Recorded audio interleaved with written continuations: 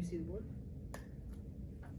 All right, so the first part about this exercise with the Purposeful Movement map was explaining it. So if you've never been shown before where to move around with your body, what we did in the first video is we outlined physically using a sports style map where you would be if this were the floor of, let's say, a simple classroom. But what I want to do now is actually show you what this might look like in practice, because we had good questions earlier from our friends in the front row here. Well, how do you do that if you have a short transition or a really long transition? Or how do you do this without looking like you're on ice capades or breakdancing or something?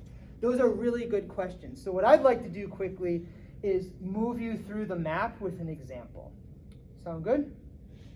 Okay, so for those of our friends at home on our video, an example we've been using all day has been Southwest Airlines as the bus of the sky, let's say for a marketing class. And that's the thesis, let's say, that it's a people mover, but they do it quite well or something. Okay.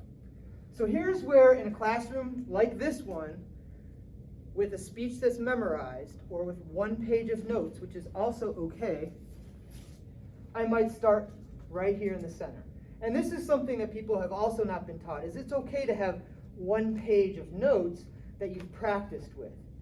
You don't ever want 3x5 note cards. 3x5 note cards make you look like you're running for student council president. If you're used to 3x5 note cards, come talk to me and I'll coach you out of them. But one typed up page usually looks a little bit more like you're running a training session or launching a product. Okay? So here we go. So you do your intro here. So if I were to tell you what the number 2 American airline is in the United States, what would you guess? United, American. But what if I told you that according to blah, blah, blah, it's actually Southwest? Today, I'd like to argue that Southwest is, in fact, the bus of the sky. And I'd like to talk about this in 3 ways: point A, point B, and point C. As someone who's flown Southwest over 10 years from here to Chicago nonstop more than 40 times, I'd like to say that this is something that we all know well, whether we're from New England, New Jersey, or the West Coast, and it's something that we argue about over beer or coffee, whether Southwest truly is the bus of the sky. To know Southwest, though, we first have to take a look at point 1, which is that its roots started in Texas. So Southwest is a great American airline, but it has a humble beginning outside of Dallas, which is where it began. So it's truly an airline that was spun out of like nothing into something. Point 1, point 1, point 1. So now that we've seen that Southwest started from nothing, let's take a look at how it got its cattle call sort of reputation. So in the early 90s, when Southwest was growing its markets, it started then to allow anyone who came to the counter to then get on the airplane in that order. And so this became sort of the cattle call mantra that earned its reputation as the bus of the sky. And this is why my team and ultimately my presentation is about Southwest being the bus of the sky.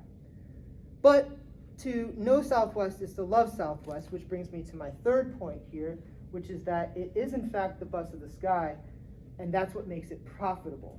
So something that most people don't know about Southwest is that they only operate 737s.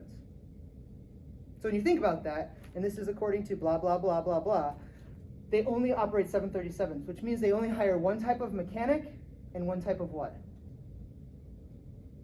Pilot. So the same pilot can get on any plane at any given time. They're not sleeping at home. You don't have to call the one specialist who can come fly.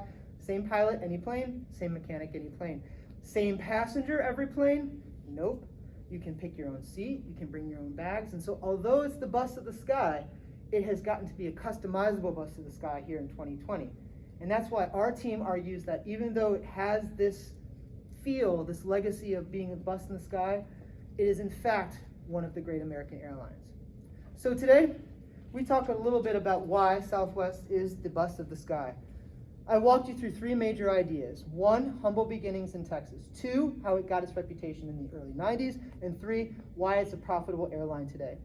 So the next time you think about Southwest Airlines and you sign on 24 hours in advance in order to get your seat in line, or your line in order to pick a seat, think about how advantageous it is to be on an airline that truly makes mine. Cool. So did you see how this happened, but it looked more casual? And so that's what we're going for here with the Purposeful Movement map.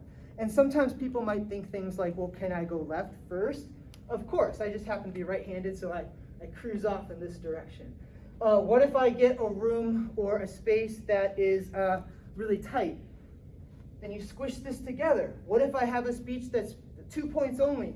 Take the middle point out. What if I'm on a large stage as a final project for a dance or a movement class or something? Well, think about if it's going to take you 5 minutes to say your transition, then maybe you have space to walk the whole stage. Or if you have a simple transition, like, well, our next point is about ballet in the 80s, then you don't cross the whole stage. So everything you do is with purpose, which is why we've called it the Purposeful Movement map.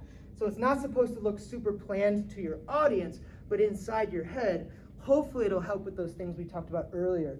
I get nervous, it feels awkward, I don't know what to do with my body, I don't know what to do with my hands, and it feels weird in the space. And these things will help you get out of the podium and become one of the strongest speakers in that situation. Cool. Thank you.